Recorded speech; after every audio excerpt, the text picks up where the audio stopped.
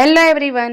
આજે અમારે જવાનું હતું મેકલોડગંજ, જે ધર્મશાળાના એક વિસ્તારનું નામ છે. તો સવારના પોરમાં ચા પીધી અને થોડાક ફોટો વિડીયો શૂટ કરીને ત્યાર પછી અમે નીકળી જવાના હતા મેકલોડગંજ જવા માટે. અને રૂમની અંદર મિલ્ક પાવડર, શુગર અને ટી નાના પેકેટ બહુ મસ્ત હતા, તો મેં બધા કલેક્ટ કરીને મારા બેગમાં નાખી લીધા. અને રૂલ્સ પ્રમાણે બધું આપણું જ કહેવાય, તો મારા જેવી કોને આદત છે કે આવી નાની નાની વસ્તુ બધું ઘરે લઈને આવતા રહીએ, જરા કમેન્ટ કરીને કહેજો.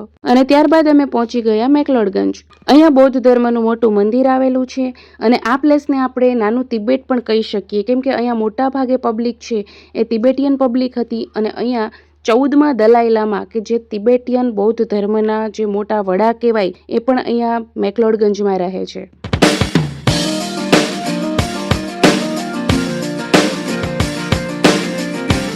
મૂર્તિઓની સાથે અહીંયા ઘણી બધી એવી વસ્તુ હતી જે અમને સમજમાં નથી આવતી, પણ લુક એના બહુ જ બ્યુટીફુલ હતા.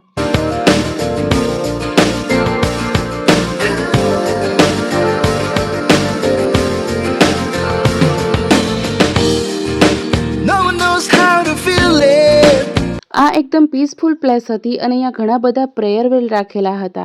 આ પ્રેયર વેલની અંદર ઓમ મની પદ્મે હમ નામનો શ્લોક લખેલો હોય છે અને એને એન્ટી ક્લોકવાઇઝ ફેરવવાનું હોય છે. અને એવું માનવામાં આવે છે કે આનો એક આંટો ફેરવવા પર તમને હજારો મંત્રોના જાપ જેટલું પુણ્ય મળે છે. અને અમે બધાએ પુણ્ય લાખોમાં લઈ લીધું.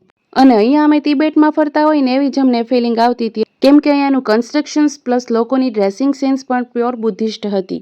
અત્યાર સુધીના બધા પ્લેસની કમ્પેરમાં અહીંયાની જે માર્કેટ છે એકદમ ડિફરન્ટ વસ્તુઓથી ભરેલી હતી. મોટા ભાગની વસ્તુઓ છે સ્ટોનને રિલેટેડ હતી અને નાના સ્ટોનની પણ પ્રાઇસ 250 અરાઉન્ડથી સ્ટાર્ટ થતી હતી, એટલે કોસ્ટલી પણ એટલું જ હતું આ માર્કેટ. પણ એકદમ યુનિક વસ્તુઓનો સ્ટોક હતો, એટલે અમે થોડીક મેમરીઝ માટે વસ્તુઓ લીધી છે.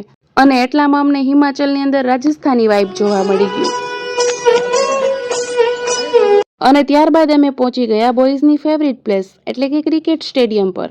આ ક્રિકેટ સ્ટેડિયમને વિશ્વનું સૌથી સુંદર ક્રિકેટ સ્ટેડિયમ માનવામાં આવે છે અને આ ધોલાધર પર્વતમાળાઓની વચ્ચોવચ્ચ આવેલું છે. અહીંયા રેગ્યુલરલી પંજાબ કિંગ્સની મેચો યોજાય છે અને પ્લસ IPLની પણ. અને અમારે અજયભાઈ અને ડોક્ટર સાહેબને તો ક્રિકેટનું નામ આવે એટલે ઘરવાળીઓ પણ ભૂલાઈ જાય, એટલે અમે અહીંયા ઘણી બધી મેમરીઝ ક્રિએટ કરી લીધી. અને આ બે ક્રિકેટ લવર જો હોય તો બેટ બોલ વગર જ ચાલુ પડી ગયા, એટલે પછી અમને એમ થયું કે ઘરવાળાની ખુશીમાં અમારી ખુશી, એટલે અમે પણ થોડોક સપોર્ટ કરી દીધો ચીયર્સ કરીને.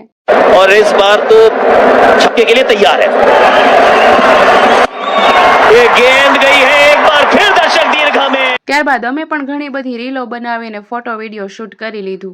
અને અમારે આ ભાઈ એકલા રમતા હતા, પણ અમને પણ એને સ્ટાઇલ બહુ ગમી, તો અમે પણ વિડીયો બનાવી લીધા. every night I wait. Paradise seems so far away. Still I try to buy myself some time to give me to that place. અને ત્યારબાદ રસ્તામાં બ્યુટીફુલ સનસેટ પણ એન્જોય કર્યો અને થોડાક ફોટોઝ ક્લિક કરી લીધા. અને પછી નીકળી ગયા હોટલ જવા માટે. અને હોટેલ પણ એકદમ બ્યુટીફુલ પ્લસ એકદમ ખાલી, એટલે સ્પેશિયલ ટ્રીટમેન્ટ અગેઇન. અને પ્લસ પંજાબી સોંગ ચાલુ હતા, તો ડાન્સર તો અંદરથી જાગી જ જાય. અને ત્યારબાદ મસ્ત ડિનર કરીને અમે બધા સુવા માટે પહોંચી ગયા પોતપોતાના રૂમમાં. તો આજનો દિવસ પણ પૂરો થઈ ગયો. મળીએ ફરી નવા બ્લોગ સાથે. ત્યાં સુધી અમારી ચેનલને સબસ્ક્રાઇબ કરી દેજો.